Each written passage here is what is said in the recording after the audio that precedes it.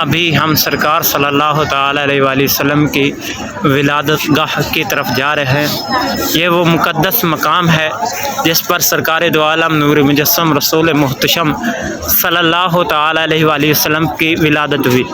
پہلے یہاں ایک مسجد تعمیر کی گئی تھی، لیکن اب اس مسجد کو گرا کر یہاں پر پیارے آقا صلی اللہ علیہ وآلہ وسلم کی ولادت گاہ پر اب لائبریری بنا دی گئی ہے۔ یہ آپ جو عمارت دیکھ رہے ہیں، یہ سرکار صلی اللہ علیہ وآلہ وسلم کی ولادت گاہ ہے، اور اس جگہ کو ہم گواہ بناتے ہیں اور کلمہ شریف پڑھتے ہیں کہ اے ولادت مصطفیٰ صلی اللہ علیہ وآلہ وسلم کا مقام، تو گواہ ہو جا کہ ہم مسلمان ہیں اور ہم نے کلمہ شریف پڑھا ہے، لا الہ الا اللہ محمد رسول اللہ صلی اللہ علیہ وآلہ وسلم۔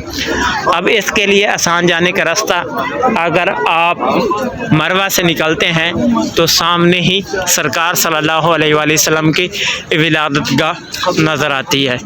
ماشاءاللہ، پہلے یہ کنویں تھے، ادھر چلتے تھے تو پانی لوگ لے کر جاتے تھے، لیکن اب آب زمزم سی لکھا ہوا ہے۔ جی جی، یہ مقدس مقام